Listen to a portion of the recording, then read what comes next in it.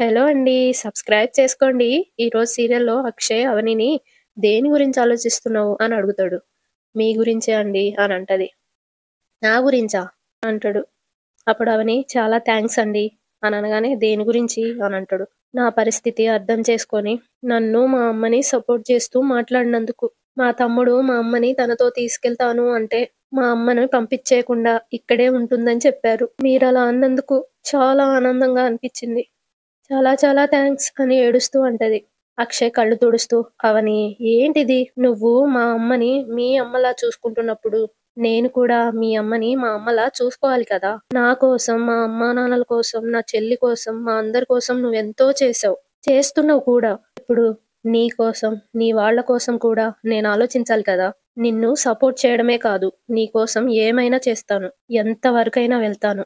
ఎలాంటి వాళ్ళతో అయినా యుద్ధం చేస్తాను. నువ్వు చేసిన పనులకి, నువ్వు పడిన కష్టానికి, నువ్వు చూపించే ప్రేమకి, నీకోసం నేనేం చేసినా అని అంటా ఉంటే అవని అక్షయ్ నోటికి చేయి అడ్డంగా పెట్టి, వద్దండి అంటూ తలూపి, మీరేం చేసినా చెయ్యకపోయినా నా దృష్టిలో మీరెప్పుడూ గొప్పవారే. మిమ్మల్ని మీరెప్పుడూ తగ్గించుకోవద్దండి. అది నేను భరించలేను అని అక్షయ్ భుజం మీద తలపెట్టి ఫీల్ అయితా ఉంటది. ఇటు పల్లవి ఏమో అదే తలుచుకుంటూ రేపు ఉదయం మామ్ డాడీలను తీసుకొచ్చి మామ్ చేత మీనాక్షిని కొట్టించాలి. డాడ్ చేత దాన్ని ఇంట్లో నుండి మెడపట్టి గంటించాలి అని చెంప పట్టుకొని ఫీల్ అయితూ అనుకుంటది. తర్వాత పడుకుంటది. పడుకొని వెంటనే కమల్ అన్న మాటలు తలుచుకుంటది. నేను లోపల పడుకుంటాను, నువ్వు బయట పడుకో అని అంటే, నేను బయట పడుకోవడం ఏంటి అనంగానే మా వదినని నువ్వు బాధ పెట్టావు కాబట్టి నీకు పనిష్మెంట్ అని చెప్పి తలుపేసుకుంటాడుగా. అది తలుచుకొని లేచి చాపా దిండు పట్టుకొని బయటకెళ్తా ఉంటే కమలొచ్చి, హలో ఏంటి చాపా దిండు పట్టుకొని వెళ్తున్నావు?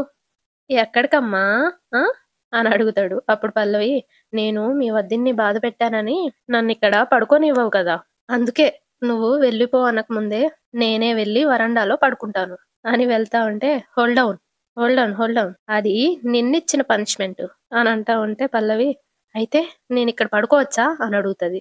కమలేమో ఓ ఓ ఓ ఆవేశపడకు, కూల్ కూల్, ప్రతిరోజు ఒకే రకమైన టిఫిన్ తినం, ఒకే కూర వండుకోం కదా, అందుకే నిన్నట్లాంటి పనిష్మెంట్ ఈ రోజు నేను నీకు ఇవ్వను. ఈ రోజు వెరైటీ పనిష్మెంట్ ఇస్తా, సరేనా అని అనగానే, వెరైటీ పనిష్మెంట్ ఏంటి? నాకు ఇష్టం లేకుండా బలవంతంగా నాతో అని అంటా ఉంటే కమల్, ఓ మరీ అంత ఎక్కువ ఊహించుకోకు. నువ్వు చేస్తున్న వైలెన్స్‌లకి నీతో రొమాన్స్ చేసే మూడు నాకస్సలు లేదు, రాదు కూడా. దా కూర్చో ముందు. ఇదిటివ్వు అని చాపదిండు పక్కన పెట్టి మంచం మీద కూర్చుంటాడు. పల్లవి కూడా కూర్చుంటది. ఏంటి అని అంటది. నువ్వు పోకిరి సినిమా చూసావా అని అడుగుతాడు. చూస్తే నీకెందుకు, చూడకపోతే నీకెందుకు అని అంటది. అప్పుడు కమల్, ఎక్స్ట్రాలు చెయ్యకు. పోకిరి సినిమా చూసావా లేదా అని అడుగుతాడు. 3 సార్లు చూశాను అని అంటది. అప్పుడు Kamal, very good very good very good. ఆ సినిమాలో విలన్ కి బుద్ధి చెప్పడానికి వెరైటీగా పనిష్మెంట్ ఇస్తారు. ఈ రోజు నేను నీకు ఆ పనిష్మెంట్ ఇస్తున్నానన్నమాట. అదేంటో ఒకసారి గుర్తు తెచ్చుకో అని అంటాడు. అప్పుడు పల్లవి ఆలోచనలో పడుతుంది. కమల్ చిటికేసి, నువ్వు నిద్రకి ఆగలేవు కదా, అందుకే తెల్లార్లు నేను నీకు నిద్రపోనీకుండా చేయడమే ఇప్పుడు నేను నీకు ఇచ్చే పనిష్మెంట్ అని అంటా ఉంటే పల్లవి ఏమో, బావా బావా ప్లీజ్ బావా, అలాంటివి ఏం వద్దు బావా ప్లీజ్ బావా అంటది. అప్పుడు కమల్, ఎహె ప్లీజు లేదు బూజు లేదు, నేను ఫిక్స్ అయిపోయా, no change, no request, only sleepless night to you, that's it. దా దా దా సరిగ్గూర్చో సరిగ్గూర్చో, ఏయ్ సరిగ్గూర్చో అనంగానే పల్లవి ఏమో సరిగ్గా కూర్చుంటది. అద్ది అని చూస్తూ కాసేపు అయ్యాక ఫోన్ చూసుకుంటూ ఉంటాడు. పల్లవికేమో నిద్రొస్తూ ఉంటది, తూలుతా ఉంటది. కమల్ని గమనించి చూడట్లేదని పడుకుంటది. అప్పుడు కమల్, ఏయ్ చేది చేది అంటాడు. పల్లవి ఆవులిస్తా ఉంటది. ఏయ్ చేది, నిద్రపోవద్దు షో అని అన్నా పల్లవి బెడ్ మీదే పడుకొని అటు ఇటు అంటూ ఉంటది. అప్పుడు కమల్, చెప్తా నీ సంగతి అని లేచి నీళ్ళ గ్లాస్ తీసుకొని కొన్ని నీళ్లు చేతిలో పోసుకొని గట్టి కొడతాడు పల్లవి మొహం మీద. పల్లవి ఉలిక్కిపడి లేచి, బావా ఏంటి బావా నువ్వు అని అంటా ఉంటే, నిద్రపోవద్దు అని అనేసి ఫోన్ చూస్తా ఉంటాడు మళ్ళీ. పల్లవి కోబ్బడి కాసేపు ఆగి మళ్ళీ పడుకుంటది. అప్పుడు కమల్ పల్లవి మొహం గట్టిగా పట్టుకొని, ఏయ్ పడుకోవద్దు, డోంట్ స్లీప్, పడుకున్నావా నీ కళ్ళు పీకేస్తా అని ఫోన్ చూసుకొని నవ్వుతూ ఉంటాడు. పల్లవి అలా చూస్తా ఉంటది. తెల్లారిపోతది. అవని వెళ్ళి వాళ్ళమ్మ పడుకొని ఉండడం చూసి, రాత్రి లేటుగా పడుకుందేమో, పడుకోనివ్వలే అని డోరేసేసి వెళ్ళి అక్షయ్‌ని చూస్తే అక్షయ్ కూడా పడుకోనుంటాడు.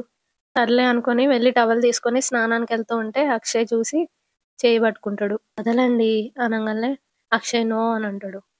వదలండి ఎవరైనా చూస్తారు ఏంటండి అనంటది. అప్పుడు అక్షయ్ వదిలే పనైతే పట్టుకునేవాడిని కాదుగా. అప్పుడు అవని నవ్వుతూ చూస్తూ మీరింకా నిద్రపోతున్నారనే అనుకున్నానే. దొంగ నిద్ర నటిస్తున్నారని అనుకోలేదు అని అంటా ఉంటే అక్షయ్ ఏమో నిద్రపోతున్నంత సేపు నువ్వే కల్లో ఉన్నావు. కల నిజమవుతుందేమో అని కళ్ళు తెరిసేసరికి నువ్వు నా కౌగిట్లో ఉన్నావు అని అంటాడు. అవని అవునా అని అంటది. నిజమేగా అంటాడు. అప్పుడు అవని నేను త్వరగా స్నానం చేసి పూజ చేసుకోవాలి. మళ్ళీ లంచ్ ప్రిపేర్ చేయాలి. ఆఫీస్‌కి వెళ్ళాలి. చాలా పనులున్నాయి. వదిలేయండి అని అంటా ఉంటే అక్షయ్ ఏమో నాకు గూడా చాలా ముఖ్యమైన పనులున్నాయి అని అంటాడు.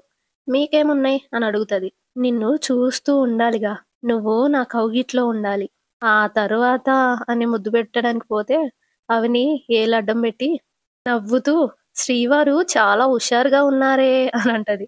శ్రీమతి కోసం తప్పదుగా మరి అని ముద్దు పెట్టుకోవడానికెళ్తాడు. అక్కడికి ఆరాధ్య అమ్మా అనుకుంటూ వస్తది. ఇద్దరు ఉలిక్కిపడతారు. అవని ఏంటి నాన్న అప్పుడే లేచావు అని అడుగుతది.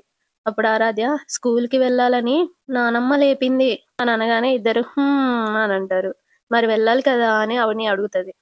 కానీ నాకు నిద్రొస్తుంది. నేను పడుకుంటాను అని ఆరాధ్య వెళ్తది. అవని ఆ! ఆ! ఊ అంటాడు అక్షయ్. పాపుంది అని అనేసి నెట్టేసి ఎళ్ళిపోతది. నాన్న కాసేపు పడుకోబెట్టు నాన్న అని అనేసరికి అలాగే అని పడుకోబెడుతూ ఉంటాడు. ఇటు చక్రధర్ అవని ఇంకా వాళ్ళమ్మ అన్న మాటలు తలుచుకుంటూ గుర్తుకు తెచ్చుకుంటూ సోఫాలో కూర్చొనుంటాడు.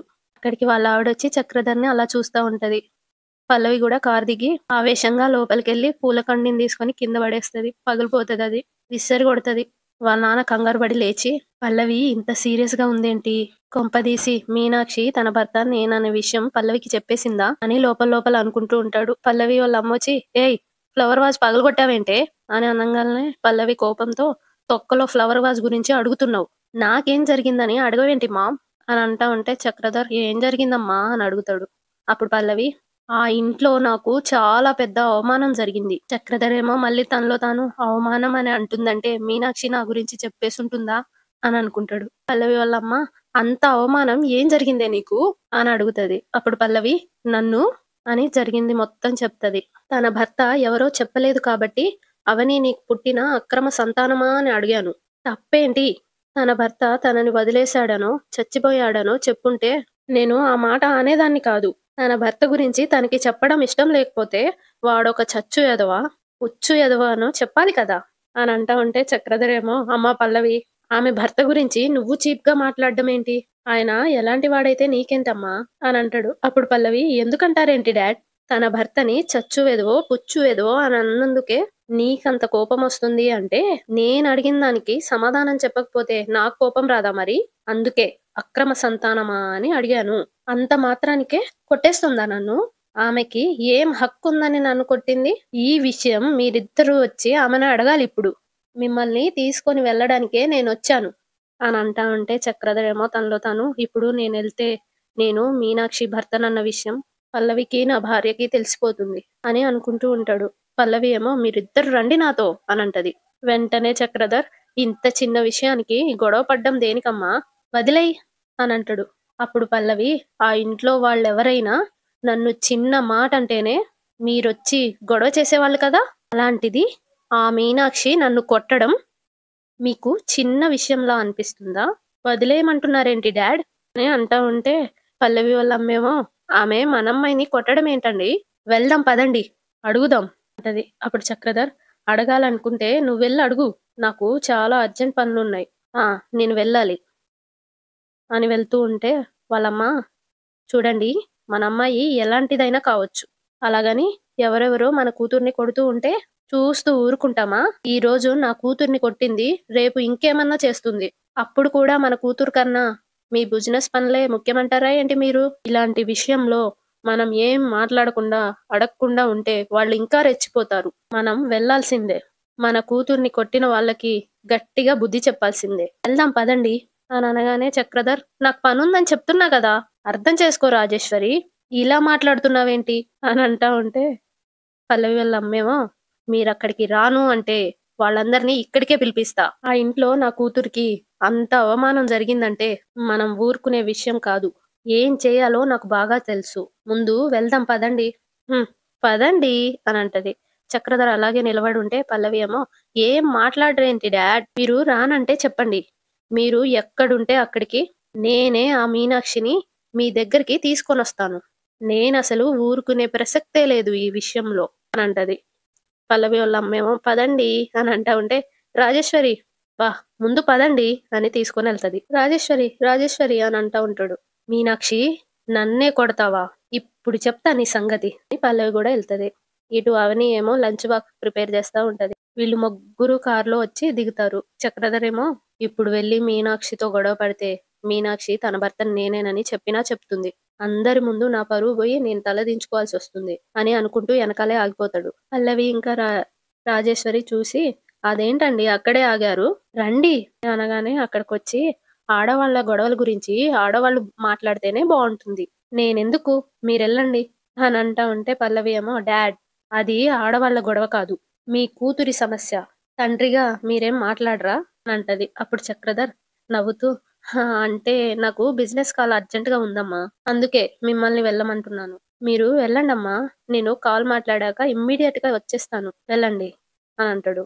అప్పుడు రాజేశ్వరి, "మన కూతురి సమస్య కన్నా మీ బిజినెస్ కాలేమీ అంత ముఖ్యం కాదు. రండి" అని గట్టిగా అంటది. చక్రధర్ ఏమో, "ఇప్పుడు వీళ్ళింటికొచ్చినట్టుగా లేదు. పులిబోన్‌లో అడుగు పెడుతున్నట్టుగా ఉంది నాకు. నా పరిస్థితి వీళ్ళకి అర్థం కావడం లేదు" అని అనుకుంటూ ఉంటాడు. పల్లవి, "డాడ్ మీరొస్తారా లేదా ఇప్పుడు?" "ఆ! అది కాదు" అనేసరికి పల్లవి అని అంటది. అవని ఏమో లంచ్ బాక్స్ ప్రిపేర్ చేసి బ్యాగ్‌లో పెట్టుకుంటది. ఇటు పార్వతి, మీనాక్షి ఇంకా రాజేంద్ర కూర్చొనుంటారు బయట సోఫాలలో. పార్వతి ఏమో మీనాక్షితో, "మీరేదో తప్పు చేస్తున్నట్టు అలా ఫీలయిపోతున్నారేంటి వదిన గారు? పల్లవికి ఎలా బుద్ధి చెప్పాలో అలాగే చెప్పారు. దానికి మీరు బాధపడాల్సింది, భయపడాల్సింది ఏమీ లేదు" అని అంటా ఉంటే మీనాక్షి ఏమో బాధపడుతూ ఉంటది. అక్కడికి కమలొచ్చి, "అవునత్తయ్య మీరేం ఫీలవ్వకండి. మీరు చేసింది 100% రైటు" అనంటాడు. అవని వచ్చి, "అత్తయ్య నేను ఆఫీస్‌కెళ్ళొస్తాను" అనంటది. "మంచిది" అని పార్వతి అంటది. "అమ్మ వెళ్ళొస్తాను" అనేసరికి, "సరే అమ్మా" అని మీనాక్షి అంటది. వెళ్తా ఉంటే ఆ ముగ్గురు వస్తారు. మీనాక్షి వాళ్ళని చూసి లేచి నిలబడతది. కోపంగా చక్రధర్ వైపు చూస్తా ఉంటది. అవని గూడా చూస్తా ఉంటది. అంతటితో ఈరోజు ఎపిసోడ్ అయిపోతది. రేపటి ఎపిసోడ్‌లో చక్రధర్ మీనాక్షి దగ్గరికెళ్ళి సూట్ కేస్‌లో డబ్బులు చూపిచ్చి, "ఈ 5,00,000 తీసుకొని ఎవ్వరికీ చెప్పకుండా ఇక్కడి నుండి వెళ్ళిపో" అని అంటా ఉంటాడు. అక్కడికి అవని వస్తది. పల్లవి గూడా ఆటోలో పోతూ వీళ్ళని చూసి, "ఆపండి, ఆపండి" అని అంటది. అవని తన బ్యాగ్‌లో నుండి రూ. 100 తీసి, "నువ్విచ్చే డబ్బుకి ఒక రూ. 100 కలిపి నేనే ఇస్తున్నాను." అది చూసి పల్లవి షాక్ అయితది. తర్వాత చక్రధర్ వాళ్ళ ఇంట్లో కూర్చొనుంటే పల్లవి అక్కడికొచ్చి, "మీరు మీనాక్షికి ఆ డబ్బులియ్యడం నేను చూశాను. ఎందుకలా చేశారు?" అని అడుగుతది. చక్రధర్ ఏమో షాకయ్యి లేచి నిలబడతాడు. అంతటితో అయిపోతది. సబ్స్క్రైబ్ చేసుకోండి 1000కి దగ్గరలో ఉన్నా. ప్లీజ్.